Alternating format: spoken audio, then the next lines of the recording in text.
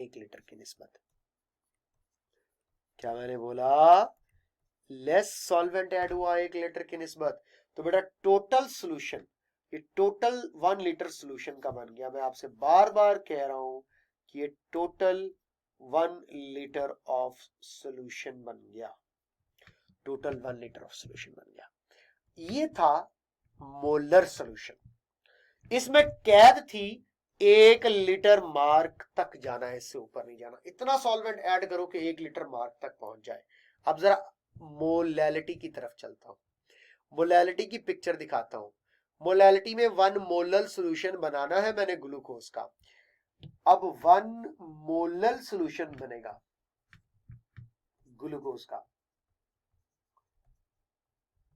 लेकिन देखें 180 ग्राम तो उसी तरह 1 मोल वे करके ऐड कर दिया। अब मैंने 1 मोल ऑफ ग्लूकोज तो वे किया है। यहां पे यूं समझ लो, मोलैलिटी में 2 चीजें वे करनी होती है। वहां मोलैरिटी में सिर्फ सोल्यूट को वे करना होता है, वॉल्यूम ऑफ द सॉल्वेंट जो आपने ऐड करके सोल्यूशन बनाना है उसका वे नहीं कर रहा आपने, अल्टीमेटली सोल्यूशन के वॉल्यूम को मेजर कर लेना 1 लीटर। यहां पे 2 चीजें वजन होंगी। आप 1 केजी वाटर को भी वजन करोगे, आप 180 ग्राम सोल्यूट को भी वजन करोगे। 1 किलो पानी का वजन तकरीबन जब हम कर चुकते हैं ना 1 केजी वाटर, तो वॉल्यूम में 1 लीटर तकरीबन होता है, आपको याद रख लेना पड़ेगा। 1 केजी वाटर को अगर मैं मयरिंग सिलेंडर में डालूं तो 1.008 लीटर बनता है।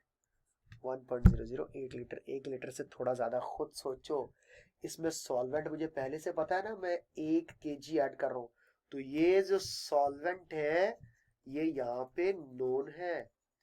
वहां पे सॉल्वेंट कितना ऐड होके 1 लीटर होना है वो नहीं था पता। यहां पे सॉल्वेंट पता है, लेकिन अब 1 किलो सॉल्वेंट जाने के बाद टोटल सॉल्यूशन कितना बनेगा 180 ग्राम ग्लूकोज को शामिल करके, ये मैं नहीं जानता। क्योंकि 180 ग्राम में जब 1 केजी जाएगा तो डेफिनेटली बात है, पहली बात तो ये है कि ये 1 लीटर से ज्यादा होगा। ये देखो ये लगा हुआ है मार्क 1 लीटर वाला, तो ये 1 लीटर से एक्सीड हो गया, तो ये मोर देन 1 लीटर होगा, मोर देन 1 लीटर।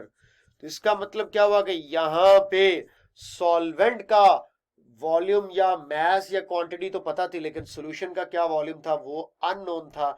वो बनाने के बाद ही पता चलेगा। प्रीवियस जो मैंने बनाया उसके अंदर सॉल्यूशन नोन था, लेकिन कितना सॉल्वेंट ऐड करोगे तब 1 लीटर होगा ये नहीं था पता। तो ये सारे पॉइंट्स क्लियर हो गए आप लोगों के सामने। अब मुझे बताओ ज्यादा वॉल्यूम में कौन है? मोलल। ज्यादा कंसंट्रेटेड कौन होगा? मोलर, क्योंकि उसमें सॉल्वेंट कम है। जब सॉल्वेंट बढ़ता है तो कंसंट्रेशन कम हो जाती है क्योंकि वॉल्यूम बढ़ जाता है सोल्यूशन का। उसके बाद डेफिनेट सॉल्वेंट किसमें? आप कहेंगे सर मोलल में। डेफिनेट सॉल्यूशन किसमें? आप कहेंगे मोलर में। तो बेटा कैसा पॉइंट क्लियर किया है? Clapping clapping clapping. आपके समझने पर, मेरे समझाने पर नहीं यार, मैं तो समझाता है तो हर साल आप लोगों से भी निकम्मे निकम्मे लोगों को समझाया हुआ है। आपकी तारीफ कर रहा हूं यार, दिल पे मत लेना। तो ये आप लोगों के साथ थोड़ी सी मोलैरिटी और मोलैलिटी का डिफरेंस दिखा दिया। आपको मोलैरिटी वाली पिक्चर दिखाऊं तो ये है आपकी मोलैरिटी वाली पिक्चर, जिसमें 1 litre volume of the solution बना था, जो कि definite volume of the solution है बट इनडेफिनेट सॉल्वेंट है। यहां पर definite volume of the solvent है but indefinite volume of the solution है। ये सारी बातें कम या ज्यादा वॉल्यूम वाली, कंसंट्रेटेड और लेस कंसंट्रेटेड वाली करने के बाद आखिरी कंसंट्रेशन की यूनिट की तरफ बढ़ने से पहले ये छोटे मोटे क्वेश्चन हैं, ये आपके साथ सॉल्व करवा दूं। How much volume of solution required to prepare 0.1 molar solution of urea with its 15 gram. ये जितने भी क्वेश्चंस हैं ये सारे एक ही वीडियो में शिफ्ट कर दूंगा, ताकि आप लोगों को पता चल जाए कि आप लोगों ने इन क्वेश्चंस को कैसे समझना है, अंडरस्टैंड करना है। मैं आखिरी जो मोल फ्रैक्शन है वो आप लोगों को थोड़ा सा समझा लूं और उसके बाद मैं प्रैक्टिस क्वेश्चन की सेपरेट वीडियो बनाता हूं। मोल फ्रैक्शन क्या है? एक्स के साथ रिप्रेजेंट किया जाता है। रेशियो होती है 2 चीजों की, इंडिविजुअल मोल्स किसी भी कंपोनेंट के और total moles of the mixture के साथ। इंडिविजुअल मोल्स की रेशियो टोटल मोल्स के साथ, इंडिविजुअल मोल्स की रेशियो टोटल मोल्स के साथ, इंडिविजुअल मोल्स की रेशियो टोटल मोल्स के साथ क्या कहलाती है? मोल फ्रैक्शन कहलाती है।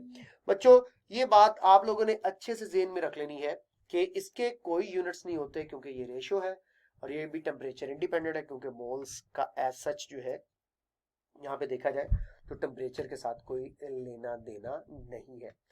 अब इसको फाइंड आउट करने के लिए देखो individual moles of A component with total moles of the mixture के साथ डिवाइड करो। इसके लिए कुछ बातें और भी याद रख लीजिएगा। क्या बताना चाह रहा हूं कि जो इंडिविजुअल मोल फ्रैक्शन होता है ना, मोल फ्रैक्शन ऑफ द कंपोनेंट याद रख लीजिएगा हमेशा लेस देन 1 होता है। ये पॉइंट याद रख लेना। Mole fraction of the component is always less than 1। Total mole fraction is always equal to 1, यानी कि sum of all the components या टोटल मोल फ्रैक्शन जो है हमेशा 1 के इक्वल होता है। टोटल 1 के इक्वल है और कंपोनेंट जनाब लेस देन 1 है। ये दो बातें आप लोगों ने अच्छे से ज़हन में रख लेनी है। क्या मतलब, एन ए मोल आपको दे रहा हूं 5, एन बी आपको दे रहा हूं 3, एन सी आपको दे रहा हूं 2। अब मैंने क्या करना है नेक्स्ट, एक्स ए निकालने के लिए एन ए को एन टी से डिवाइड कर देना है। आप कहेंगे सर 5/10 करना पड़ेगा क्योंकि टोटल तीनों को मिला लें तो हमारे पास 10 बनता है। ये मिक्सचर के लिए यूज किया जाने वाला यूनिट है। तो मैं कह दूं मोल fraction is used for mixtures with more than 2 components, for many components.